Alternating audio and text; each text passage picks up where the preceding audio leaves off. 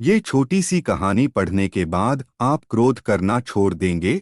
भगवान शंकर ने पिप्पलाद से कहा, तुम उस दानी के पुत्र हो जिसके आगे देवता भी भीख मांगने को मजबूर हो गए थे। इतने बड़े दानी के पुत्र होकर भी तुम भिक्षुकों पर क्रोध करते हो। महर्षि दाधिची के पुत्र का नाम था पिप्पलाद। चूंकि वह सिर्फ पीपल का फल ही खाया करते थे, इसलिए उन्हें पिप्पलाद के नाम से पुकारा जाता था। अपने पिता की तरह पिप्पलाद भी बहुत तेजवान और तपस्वी था।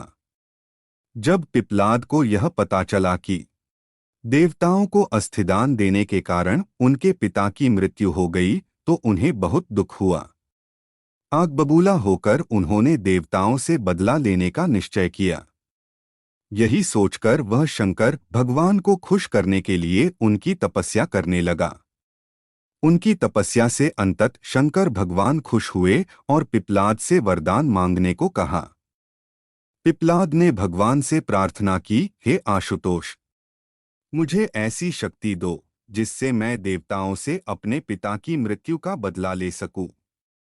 भगवान शंकर तथास्तु कहकर अंतर्ध्यान हो गए। उनके अंतर्ध्यान होने के तुरंत बाद वहां एक काली कलूटी लाल लाल आंखों वाली राक्षसी प्रकट हुई। उसने पिप्पलाद से पूछा, स्वामी आज्ञा दीजिए, मुझे क्या करना है? पिप्पलाद ने गुस्से में कहा, सभी देवताओं को मार डालो। आदेश मिलते ही राक्षसी पिप्पलाद की तरफ झपट पड़ी। पिप्पलाद अचंभित हो चीख पड़ा, यह क्या कर रही हो? इस पर राक्षसी ने कहा, स्वामी अभी अभी आपने ही तो मुझे आदेश दिया है कि सभी देवताओं को मार डालो।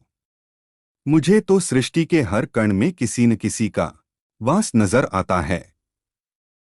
सच तो यह है कि आपके शरीर के हर अंग में भी कई देवता दिख रहे हैं मुझे, और इसीलिए मैंने सोचा कि क्यों न शुरुआत आपसे ही करूं। पिप्पलाद भयभीत हो उठे। उन्होंने फिर से शंकर भगवान की तपस्या की। भगवान फिर प्रकट हुए। पिप्पलाद के भय को समझकर उन्होंने पिप्पलाद को समझाया, वत्स, गुस्से में आकर लिया गया हर निर्णय भविष्य में गलत ही साबित होता है। पिता की मृत्यु का बदला लेने की धुन में तुम यह भी भूल गए कि दुनिया के कण कण में भगवान का वास है। यह सुनते ही पिप्पलाद का क्रोध शांत हो गया और उन्होंने भगवान से क्षमा मांगी। इस तरह एक बार फिर देवत्व की रक्षा हुई। और आने वाली वीडियो देखने के लिए हमारे चैनल को सब्सक्राइब करें। वीडियो देखने के लिए धन्यवाद।